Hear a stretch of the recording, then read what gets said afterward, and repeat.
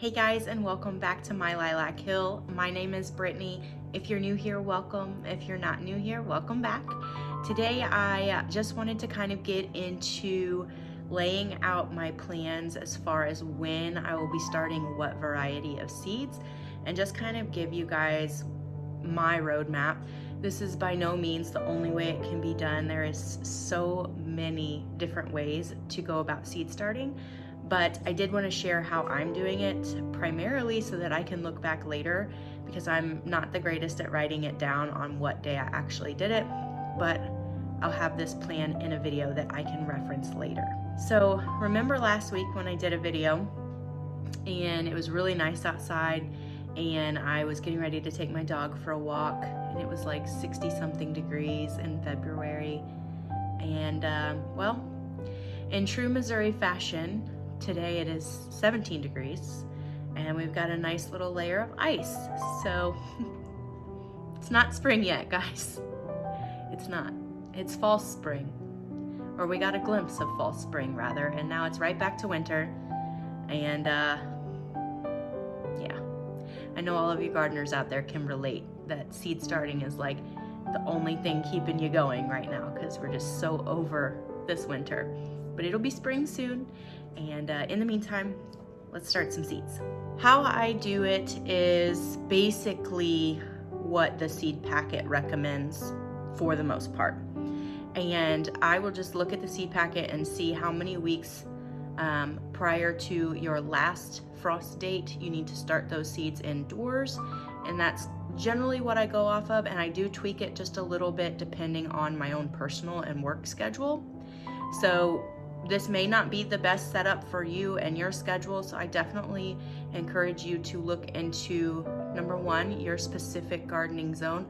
I'm gardening in zone 6. I'm just east of Kansas City, and so I follow kind of the general guidelines for zone 6. Now, keep in mind with your zones, zone 6, there can still be a really wide array of gardening techniques and methods and start dates in that same zone. So just because you're in zone 6 doesn't mean this is going to work for you either. You really need to pinpoint your exact area when your average last frost date is and really kind of go off of what gardeners in your area are doing. And then also tie that in with your own personal and work schedule as well. So I'm gonna just throw up a little graphic here. That way you have a visual to look at as I kind of go through all of this with you. And then it's gonna be a super short video, but I wanna get it out there so that I can reference it later. And then if you guys have any questions or if you have any input on how I'm running my seed starting, definitely let me know in the comments. But otherwise, I'm gonna go ahead and throw that graphic up here and we're gonna get into this. So approximately 12 weeks before my average last frost date, which my average last frost date is around the first week of May. I think the dates that it gave was like May 1st to May 10th. And what I've always shot for is Mother's Day. That's just what I've kind of always used as a general rule, is I never put anything out before Mother's Day. And typically Mother's Day weekend, I spend the entire weekend in the garden.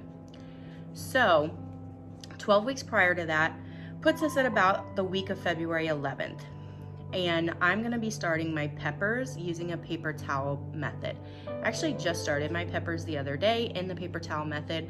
Really all that is you take a wet paper towel, put your seeds on it, put it in a Ziploc, throw it on a heat mat and cover it with a towel, and make sure it's just warm and dark and moist, and let those seeds go until they've just barely germinated, and then you will transfer them to soil for the remainder of their development.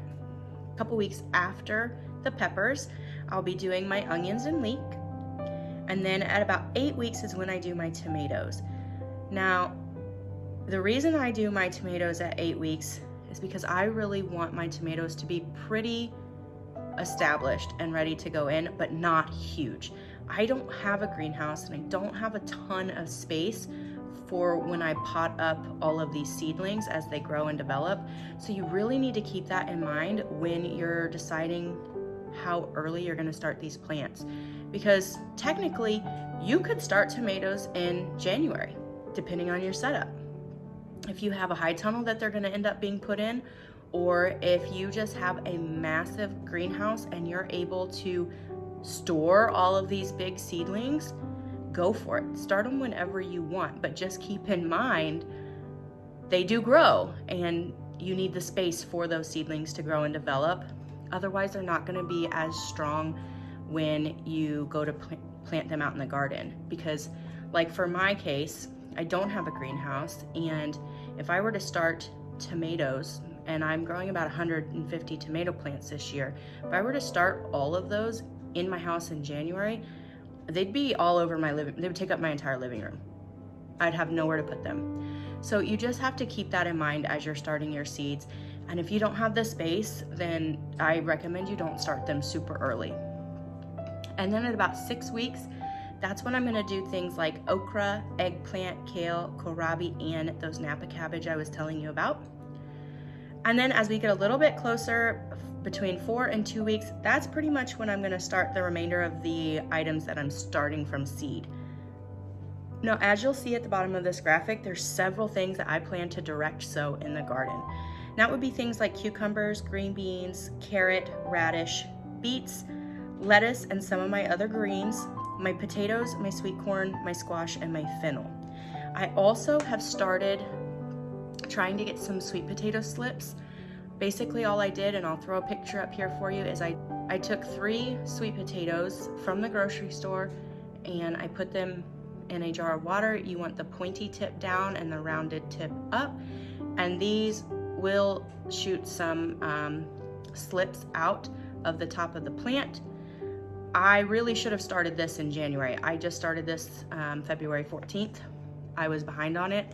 I don't know if I'm gonna have enough time to get fully developed slips to be able to then plant in the garden. If I don't, there is a greenhouse local to me that grows them. I may end up just having to buy them from them. But if I can get them to grow myself, that's obviously ideal. And then I do also already have my garlic in the garden. I put that in last fall and it has been overwintering. So that really kind of wraps up as far as my food garden is concerned. I am gonna do a separate video on my flower seed starting. And like I said, that'll just be a separate video. It'll also be just a really quick video. I'm trying to get these out because I'm a little bit behind on it, but I wanna make sure I put this out as far as what my original plan was. And so I can kind of track progress throughout the season.